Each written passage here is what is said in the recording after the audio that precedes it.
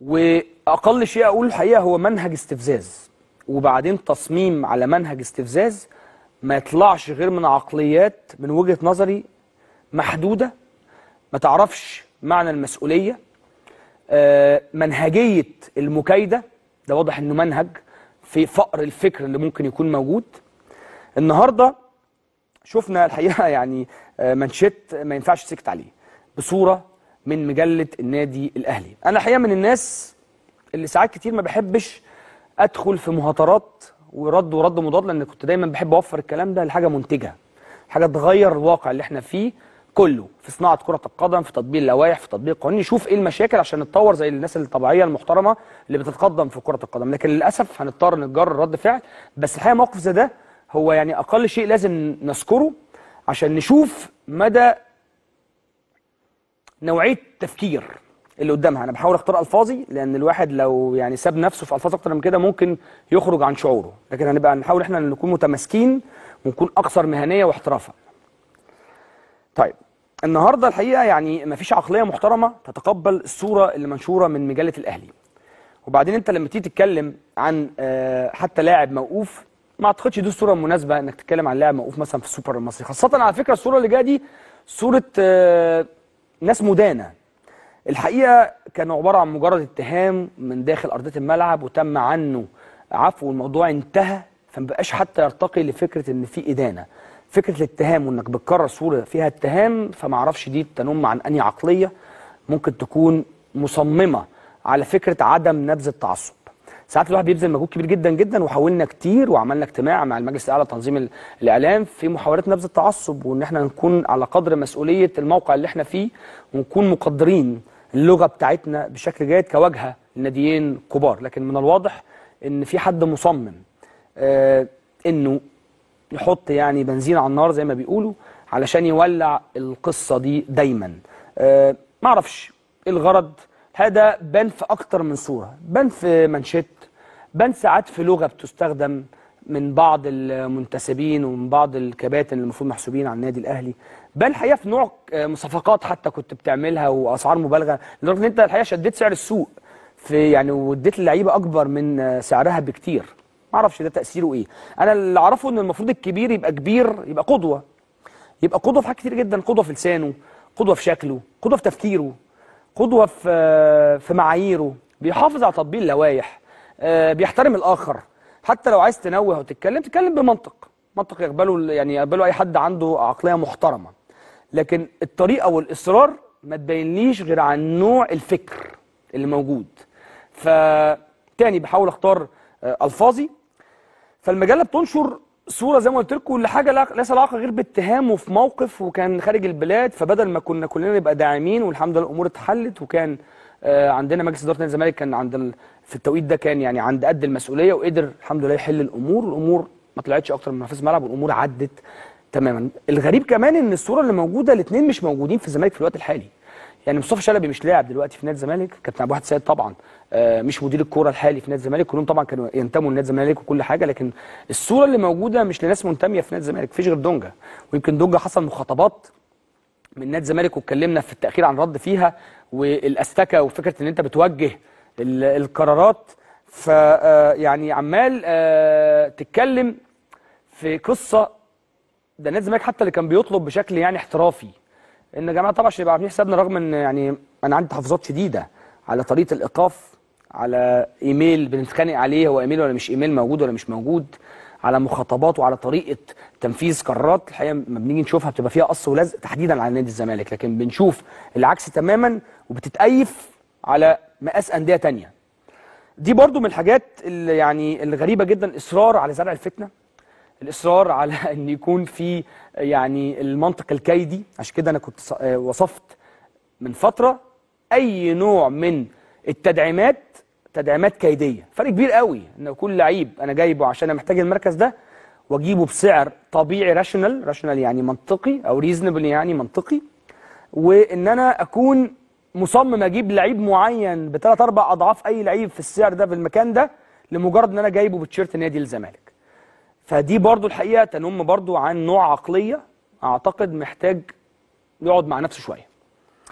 مساء الخير يا رجاله، عاملين ايه؟ يا رب دايما تكونوا بخير وصحة وسعادة. اهلا بيكم في فيديو المفروض ان هو يعني فيديو جديد، ولكن هنتكلم في القديم. هو فيديو جديد بس هنتكلم في القديم. ازاي يا عم احمد؟ اسمه كابتن محمد ابو العلا. مين محمد ابو العلا؟ عشان بس الناس اللي متعرفوش، كابتن محمد ابو العلا يا سيدي هو لاعب كرة سابق في نادي الزمالك، وهو الآن بيشتغل كمذيع إعلامي يعني في قناة نادي الزمالك. المهم الراجل ده بيقول لك ايه بقى؟ هو بيهاجم النادي الأهلي يعني عامة، عشان بس ايه ندخل في الجد على طول.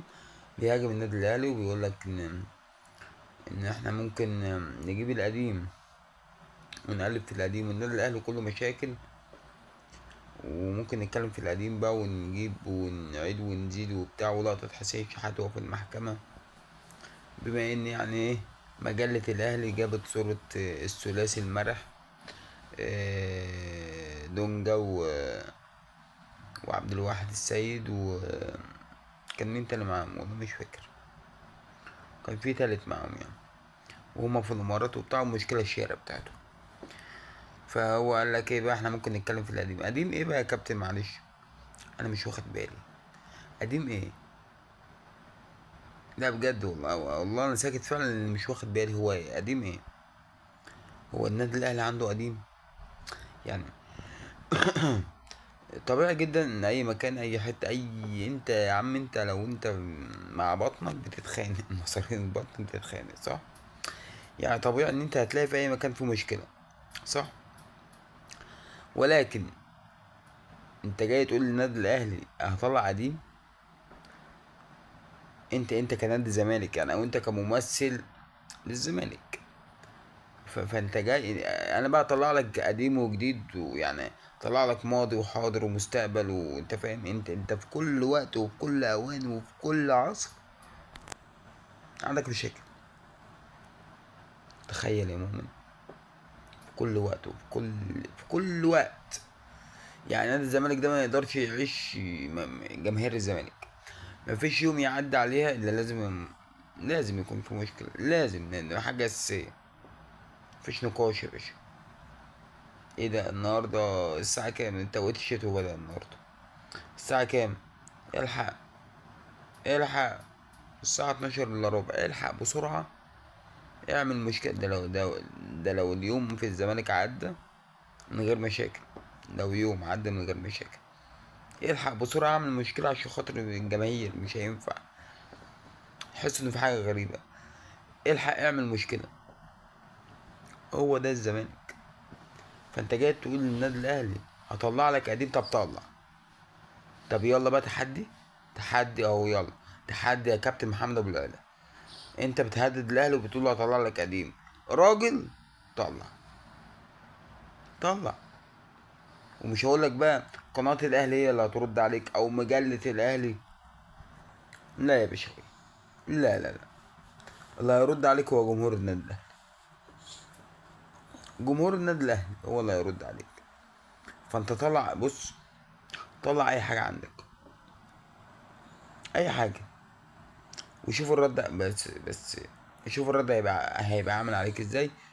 بس المهم، الاهم من الرد يعني، واهم من ان انت تشوف الرد، ان انت تستحمل الرد. واصله واصله لك؟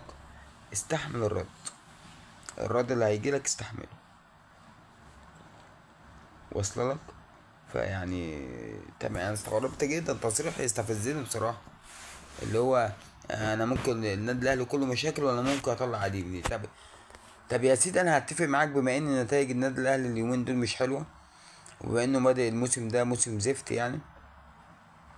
فانا هتفق معاك لو كلمتني على الوقت الحالي يعني، لو كلمتني على الوقت اللي احنا فيه، تقدر تقول لي مثلا اوضه اللبس مش عارف ايه، ممكن الناس تصدقك وبتاع، ممكن نمشي وراك ونقول ونعيد ونزيد وبتاع والحوار يكبر. انما انت بتقول لي هطلع لك قديم؟ يا راجل بجد، عندك سيديهات؟ بجد، وعندك سيديهات؟ عندك سيديهات للنادي الاهلي؟ طب ما تطلع ورينا، عايزين نشوف، عايزين نشوف، عايزين نسمع. طلع اي حاجه، اعمل اي حاجه. وشوف جماهير النادي الاهلي هتعمل معاك ايه يا كابتن محمد. مشكلتكم اللي هي اللي موجوده معاكم من زمان، من زمان جدا يعني، ان انتوا دايما باصين على النادي الاهلي، ودايما باصين على يعني ازاي توقعوا الاهلي، ازاي تسبوا في الاهلي، ازاي تشتموا في الاهلي، ازاي تبينوا ان انتوا احسن من الاهلي. دي مشكلتكم دايما على مر العصور، في كل عصر وفي كل جيل. حتى الزمالك نفسه كده بقى كده، جماهير الزمالك بقوا كده، الجماهير نفسهم كده، ما يهمهمش فرقتهم تخسر تتعادل تكسب، ما مش فارق لهم قوي على قد ما يهمهم ان الاهلي يخسر. يعني ابسط مثال تلاقي دايما جمهور الزمالك الفترة اللي فاتت مع بيراميدز في اي انجاز يعملوه، وتطبيل للصبح. ليه؟ عشان هم عارفين ان نادي بيراميدز ده معمول كتف النادي الاهلي بس مش اكتر. هم عارفين مبدأ بيراميدز ايه، مبدأ انشاء نادي بيراميدز هو ايه. انت فاهم الموضوع؟ مش هما بس اللي عارفين الموضوع، الدنيا كلها عارفاه. فهما متهيأ لهم يعني، او في اعتقادهم ان بيراميدز لما تاخد بطولة او لما تكسب الاهلي بيتغاظ بقى وبيتضايق وبتاع مش عارف ايه، فيلا بينا نحفل. هما جايين في اي تحفيل، مش مهم بقى فرقتهم او غير فرقتهم، المهم ان هما يحفلوا على الاهلي. فعشان خاطر كده بقولك هما مشكلتهم في الاهلي مش في فرقتهم بقى. هما لو يهتموا بفرقتهم الموضوع هيبقى افضل بكتير جدا. بص لنفسك، بص للطبق اللي قدامك يا باشا، كل من قدامك وهي الدنيا تبقى حلوه. لكن انتوا مش عايزين، براحتكم. وافضلوا ركزوا كده مع العيال لحد ما هيجي في يوم هنصحى يعني مش عايز اخوض اوي في القصه دي عشان محدش يزعل مني، ولكن فعلا انتوا عندكم مشكله كبيره. سلام.